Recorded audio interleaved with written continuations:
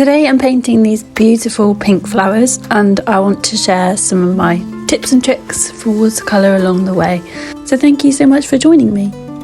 Cheekily, I have already started this painting, but then I thought it might actually make a nice video, and the pink's kind of timed with Valentine's Day, right? So I'll tie that in. I'm using my new Daniel Smith palette, which I'm absolutely loving. I would never normally advocate blowing a load of money on art materials because it's not necessary, but this palette is so beautiful and I've really enjoyed experimenting with all the colours in it, and that's partly how this painting came about, because there's this lovely, I think red is understating it, but like pinkish red colour that I wanted to utilise, and a lovely sort of lilac pink sitting next to it. So my reference for today is a photo or several photos that I took of flowers that are springtime flowers, so not there yet, but there's this one bush in the woodlands near where my parents live that blooms these absolutely astonishing pink flowers in the middle of the woods. I don't know how they got there, but every year I go and find them because it's just like the marker of spring for me. So I started off the painting with those amazing pink flowers to the top of the page, leaving them more as simple shapes, and then I'm adding detail more to the centre of the picture. I don't intend to fill all the details in everywhere. In my paintings I really like to recreate that sense of like what a human eye is looking at. So rather than a photo where like everything is in focus, with my paintings I enjoy focusing detail on certain parts of it and guiding the eye through it, and then leaving those kind of more, not abstract, but less detailed shapes in the peripheries of the painting. It's not necessarily on the edges, but not having super hyper detail everywhere, so it's more like how the human eye would naturally focus, if that makes sense.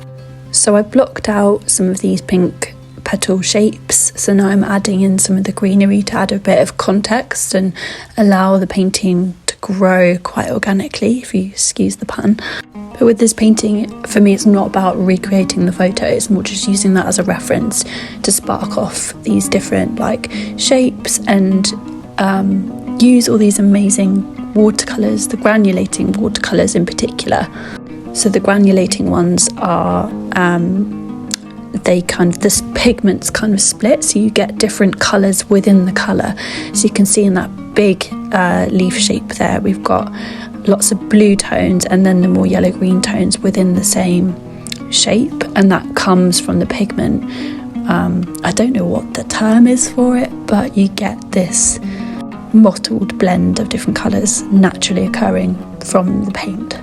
The other palette I've got there is a Gansai Japanese watercolour palette. So these are, I'd say, much more opaque than traditional watercolours. I guess more like gouache, but I don't really use gouache paints.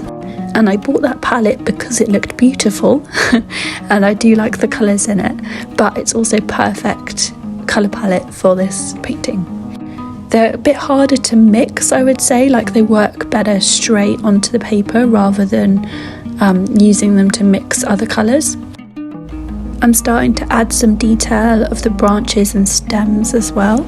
You'll notice I'm using a very tiny brush, which is a Chinese ink brush. I love these brushes, I swear by them. I've only actually bought them in China 10 years ago and in Japan when I went in March this year, because I can't seem to source them in the UK, but I'm sure they're somewhere. But whenever I've ordered them online, they've arrived and been huge rather than these tiny little brushes, because it's quite hard to tell from the photos. So sorry I don't have a link for you.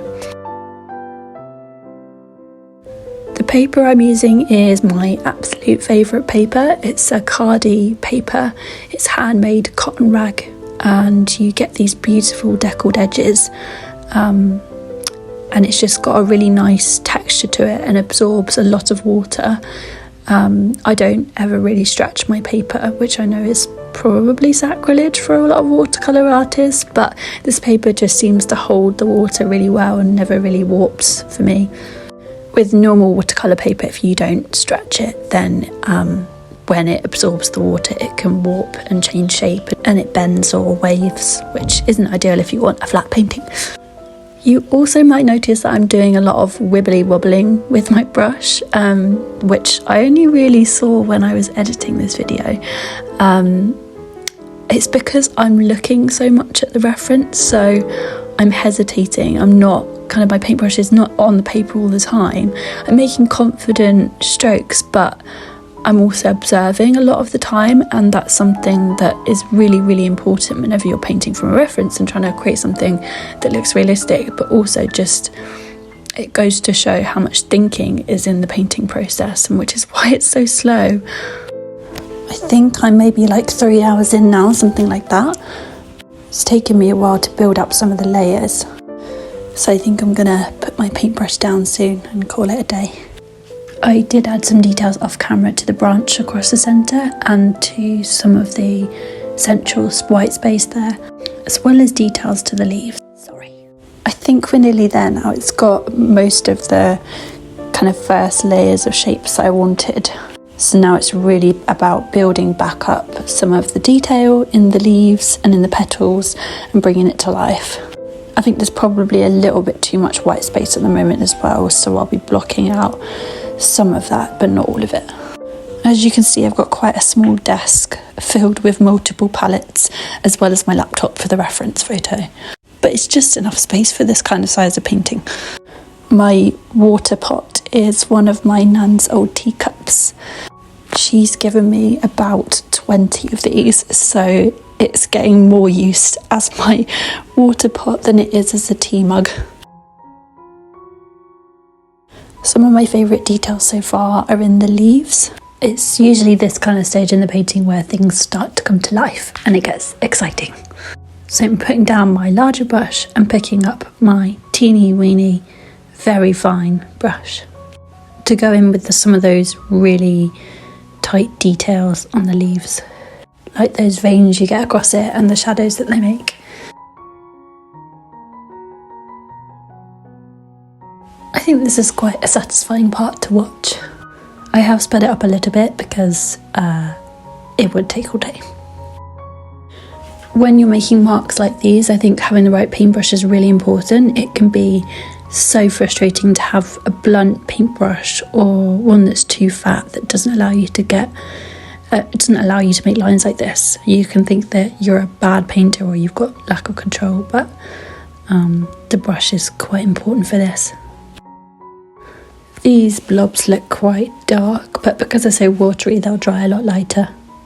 I left them quite wet like this because I thought I might go back in with another colour and then use that to blend it out. Whereas if I went in with quite a dry brush, then it would be harder to blend the colour, especially because you've got a layer of colour underneath. Like with watercolour, you don't really want to layer more than 2 or 3 times, I would say. Otherwise it becomes quite muddy, and you also, when you move the layer on top, you will inevitably move the layer underneath because the water just re-wets it. So unlike with oil painting where you can layer on top and not on top, and it will dry and not move, or once it's dry it won't move. You don't get that with watercolour.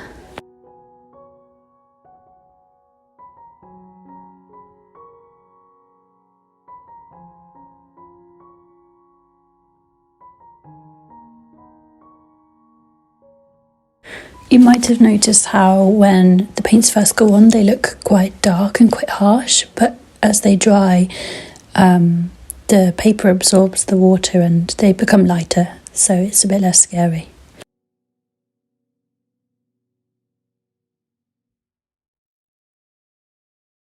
I will go back over some of these sections as well to blend them out and refine them, which is why it's quite handy to leave them wet rather than use a really dry brush.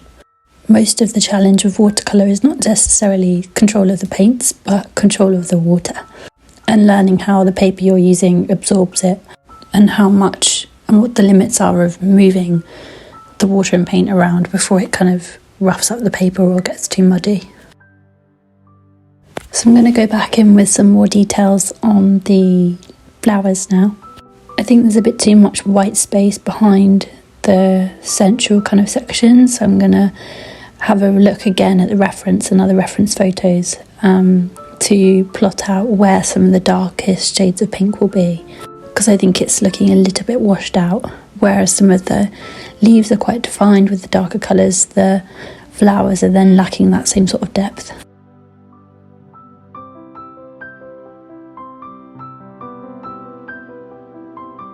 I've added a little bit of purple here to my pink colour to give a dark shadow tone to some of the stems and the darker pink areas.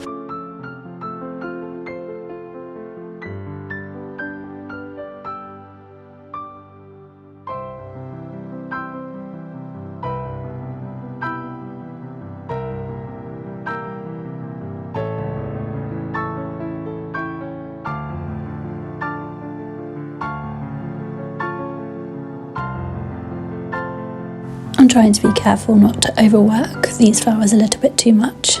When you do add too many layers to watercolours, I think it can look a little bit murky and overworked quite easily. I added a little bit too much red, I think, to some of the areas, so I'm just dabbing that away and then going back in on the wet paper with a tad extra bit of colour back again. It's a back and forth process.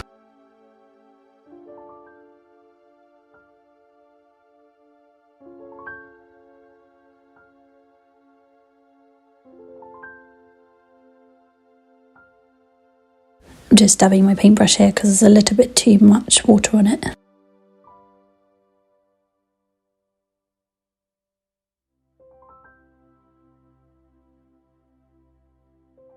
I do think that's the flowers pretty much done. I don't want to overwork them, and I want to make sure I've left enough of them in the kind of background. I think if I add too much detail, it will bring them forward in the picture, if that makes sense. So what I do think I'm still missing is some greenery in the centre of the painting. It's still quite white. A little bit too much white space even for me. A good thing about this, these shapes don't have to be perfect. I'm just kind of going with the flow and seeing what feels right intuitively with the painting. I'm just trying to give the impression of all this greenery rather than having to paint every tiny detail. There's a bit of hair on my brush, I think. I'm just going back in on that area of like wet and wet painting because I don't think it sits quite right with the rest of the picture. But there we have it. This is the final piece. I hope you like it. Let me know what you think of the video in the comments and say hi. Thank you for watching, and I'll see you next Sunday.